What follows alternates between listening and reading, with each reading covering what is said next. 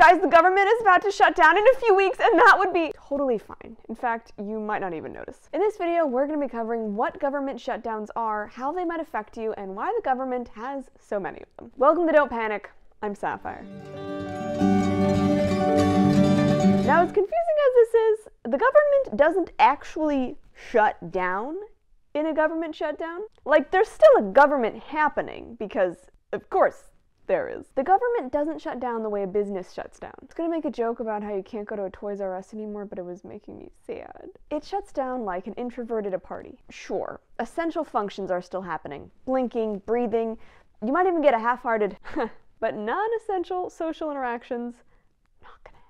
So how does the government shut down? Basically, every year, Congress and the president have to agree on how much money each government department can spend. Now, sometimes the members of Congress are a little bad at agreeing with each other, and by sometimes, I mean all the times. I'd like to redirect your attention to antitrust law rather than fringe conspiracy theories. Mr. Chairman, we have the email. There is no fringe. It's not your time. You look like a Smurf here, just going around and all this stuff. Now listen, Mr. Chairman, I'm going to tell you something. Hold on. So until a department's budget is agreed upon, that department isn't allowed to spend money on anything that's not essential. One of the worst parts of a government shutdown is that federal employees don't get paid until it's over. Some still have to go into work while non-essential ones still get back pay even though they stay at home. Sure, national parks get closed and your Medicare card might be shipped a little late, but the mail, air travel, healthcare benefits, all the things you probably want out of a government, it's still going to be doing. Except for passing the laws you want it to pass. If you want to run your mouth, we can be two consenting adults. We can finish it here.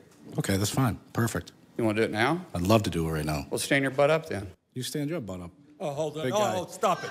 Is that your solution every problem? In fact, Congress was so bad at working together this year that it had to extend the deadline for finalizing agency budgets 4 times, using something called the CR, which basically allows departments to keep whatever budget they had last year going forward. So why has Congress had so much trouble funding the government this year? Well, you see, the Republicans really want to increase spending on the border. They're doing all they can to stop the budgets from going through until that happens. Democrats, on the other hand, don't want to send more money to the border and instead are trying to get funds to Israel and Ukraine. As of filming this, half of the government has been funded until the rest of the year, but the remaining 6 budget bills are far more contentious, including things like defense and homeland security. I'm stressed just thinking about trying to get AOC and Ted Cruz to agree on defense. Representative Alexandria Ocasio-Cortez is accusing Senator Ted Cruz of trying to have her killed.